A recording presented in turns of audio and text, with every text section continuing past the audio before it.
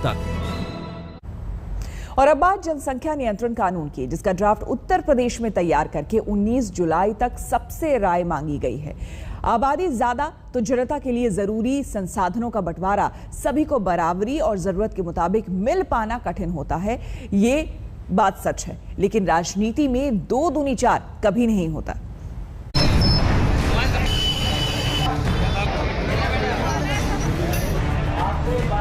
जनसंख्या नियंत्रण हो तो हम अपनी सरकार की योजनाएं, उसका लाभ जनता तक आसानी से पहुंचा सकते हैं।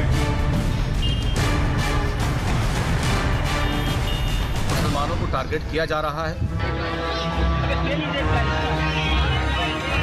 ये ड्राफ्ट वाकई में फिर से एक चुनावी स्टंट के तौर पर उसको देखा जाना चाहिए। विकास के लिए और सामाजिक समरसता के लिए उचित नहीं है। भारत की आबादी को असंतुलित करने में आमिर खान जैसे लोगों का हाथ, ये दुर्भाग्य है। विशेष सुविधाएं नहीं लेना चाहते हैं तो स्वतंत्र हैं, 2 बच्चे करें, 5 करें, 10 करें, 20 करें। जैसे मुसलमान भाई हैं, उनकी 3-3 औरतें होती हैं। मुस्लिम वर्ग है खासतौर से, उसमें जो अशिक्षित लोग भी हैं तो वो जनसंख्या अपनी बढ़ाना शुरू करेंगे।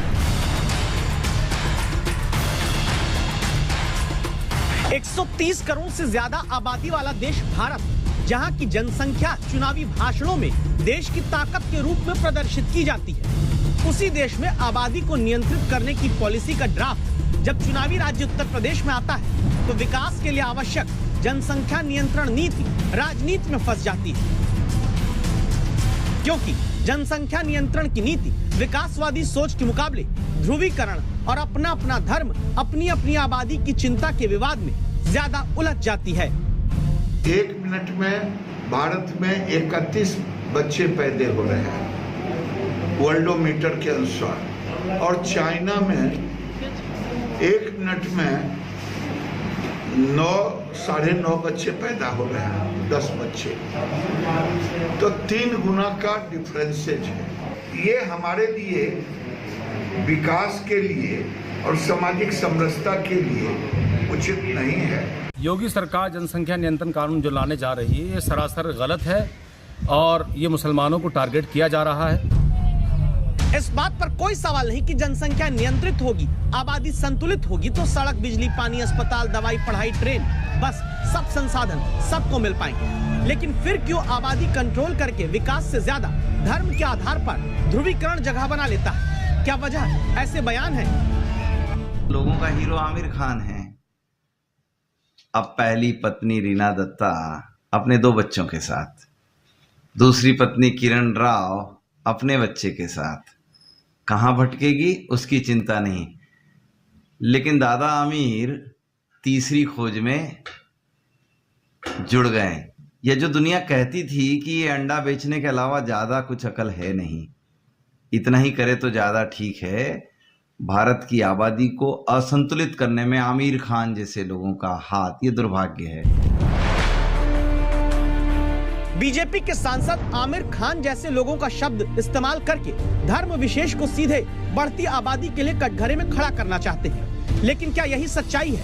उत्तर प्रदेश के उदाहरण से ही समझें तो 2011 की जनगणना के मुताबिक उत्तर प्रदेश में औसत हर महिला के 3.15 बच्चे हैं, जबकि यूपी की हिंदू महिलाओं के औसत 3.06, जबकि मुस्लिम महिलाओं के औसत 3.6% बच्चे हैं। यूपी की 44.2% महिलाओं के 2 या 2 से कम बच्चे हैं, जिसमें 44.85% हिंदू महिलाएं हैं और 40.38% मुस्लिम महिलाएं। ये आंकड़े बताते हैं कि बढ़ती जनसंख्या को सीधे एक धर्म के चश्मे से नहीं देख सकते। ऐसे में जब उत्तर प्रदेश में जनसंख्या नीति के मसौदे में 2 से ज्यादा बच्चे होने पर सरकारी नौकरी ना पाने और निकाय पंचायत चुनाव न लड़ पाने की बात कही गई, तब इस नियम में भी धर्म का एंगल ला दिया गया।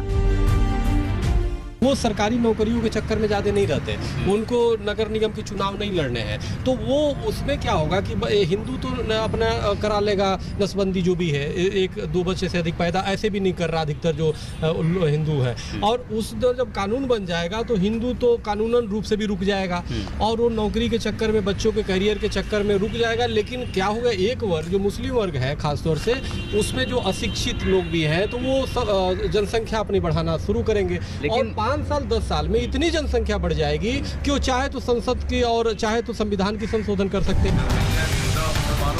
हालत यह है कि सबको अपने अपने धर्म की पड़ी है। नीति बनी है कि मुस्लिम पुरुष ने 3 विवाह किया और पहली पत्नी के 2, दूसरी से 1, तीसरी से 2 बच्चे हैं, तो भले कुल बच्चे 2 से ज्यादा हो जाएं, लेकिन पत्नियां अधिकार से वंचित नहीं होंगी। पुरुष होगा जिसके कुल 5 बच्चे हो चुके हैं। अब समाजवादी पार्टी के सांसद शफीकुर रहमान बर्क की दलील है कि पैदाइश अल्लाह का कानून है और कुदरत से टकराना ठीक नहीं।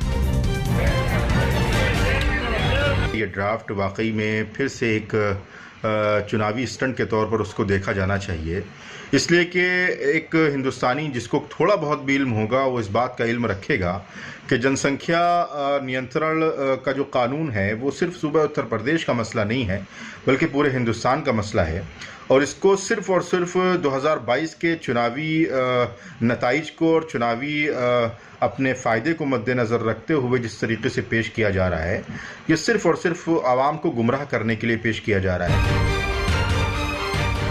यूपी में नीति बनी कि अगर एक ही बच्चे की नीति किसी ने अपनाई तो आर्थिक लाभ, शिक्षा में फायदा और सरकारी योजनाओं में प्राथमिकता दी जाएगी, लेकिन अब ये पॉलिसी भी विश्व हिंदू परिषद को स्वीकार नहीं। जिसका एक ही बच्चा होगा उसको इंसेंटिवाइज करेंगे, उसको प्रोत्साहन और पुरस्कार देंगे, वो हमको स्वीकार नहीं। एक बच्चे के नॉर्म को प्रोत्साहित किया तो जनसंख्या स्थिर नहीं होगी, जनसंख्या कम होती जाएगी। तो सरकार को एक बच्चे वाला नॉर्म नहीं लाना चाहिए।